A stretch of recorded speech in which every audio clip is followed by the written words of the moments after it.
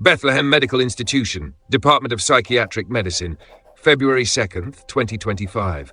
To Professor Edward Langley, Head of Psychiatry and Trauma Studies, St. Augustine Medical Center. Subject: urgent consultation on the case of Mr. Michael Dupont. Dear Edward, I hope this letter finds you in good health. I write to you today with a matter of utmost urgency, one that has kept me awake through long nights of contemplation. I am overseeing the care of a patient whose condition is both deeply concerning and complex, a man whose mind teeters on the precipice of irreparable collapse. Mr. Michael Dupont was admitted to Bethlehem Medical Institution 3 days ago, following what can only be described as an acute psychological breakdown. His suffering extends beyond the loss of his brother, Antoine Dupont, in the tragic aircraft accident. He has also suffered a financial and existential ruin that has left him shattered in ways that I struggle to quantify. The court case, in which he sought justice through a $50 million lawsuit against the pilot, ended not only in defeat, but in a humiliating exposure of his vulnerabilities. He had invested every last cent of his wealth into this legal battle, and with the judge's ruling against him, he finds himself stripped of his last vestiges of control. From the moment he was admitted, it became clear that Mr. Dupont's psyche had fractured under the immense weight of his suffering. His behavior alternates between periods of catatonic silence and violent outbursts, often directed at the walls of his room, where he scratches incomprehensible symbols with his fingernails.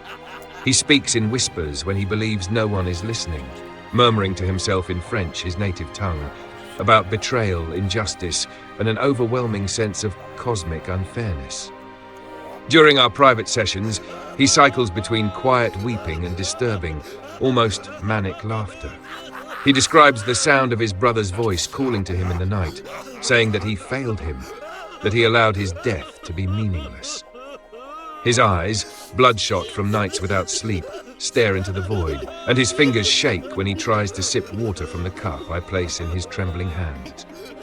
He clings to the belief that the world has conspired against him, that the judicial system has abandoned the moral compass of justice, and that the man who remotely piloted the aircraft, one Capone, is undeserving of the freedom he still enjoys.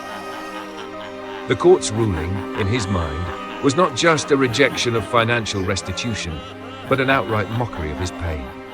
I believe he had envisioned this lawsuit as a form of closure, a way to regain control over the uncontrollable. Instead, it has left him more lost than ever. There are moments in which his reality distorts completely. On the second night of his stay, he was found standing before the hospital mirror, whispering as though holding conversation with an unseen presence. He repeatedly muttered, "Tell me what to do, Antoine. Give me the sign." When staff intervened, he lashed out, clawing at the reflection as though trying to reach through the glass.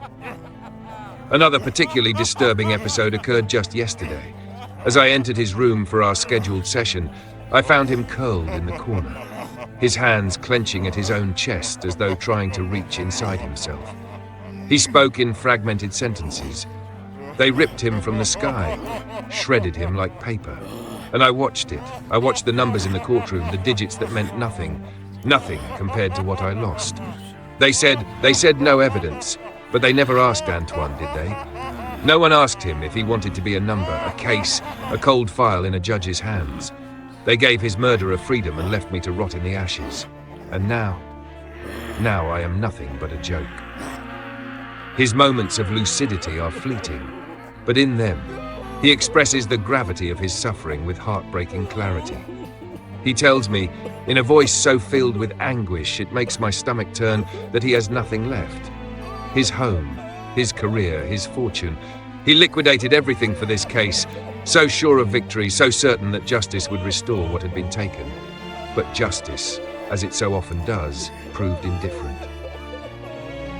Edward, my concern is not just his present state, but what will happen in 4 days, when I am legally obligated to release him. As you well know, involuntary commitment beyond this period requires definitive proof that the patient poses an imminent risk to themselves or others. Despite his outbursts, his deranged mutterings, and his clear descent into near madness, I do not have legal grounds to hold him further. And yet, I fear that if he walks out of these walls, he will either succumb to his despair or worse, act upon his obsessions. I have exhausted every available avenue of assessment, and while his behaviors are undeniably alarming, he is astute enough to mask his worst impulses when questioned directly. He denies suicidal ideation, though I suspect he is not being truthful. He expresses no explicit intent to harm Capone, but his fixation on this perceived injustice makes me uneasy. When I ask him what he plans to do upon release, he simply smirks and says, "I have unfinished business." I am caught between duty and law, between what I know as a psychiatrist and what I am bound to as a medical professional. His mental state, while severely compromised, does not yet meet the threshold for extended involuntary hospitalization. But I cannot, in good conscience, allow him to re-enter the world in this condition.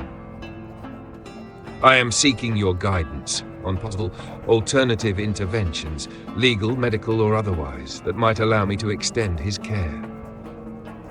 If there are any precedents in forensic psychiatry that could justify a longer hold, I need to know.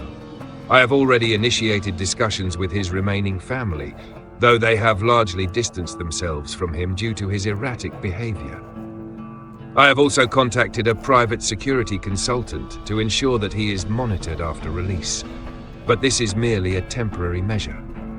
Edward, I fear we are witnessing the making of a tragedy. I do not know whether that tragedy will be self-inflicted or externalized upon another, but I cannot ignore the feeling in my gut that something terrible will come of this. Please, if you have any insight, any recommendation, I implore you to share it with me. Time is against us, and my patient is slipping further into the abyss with each passing hour.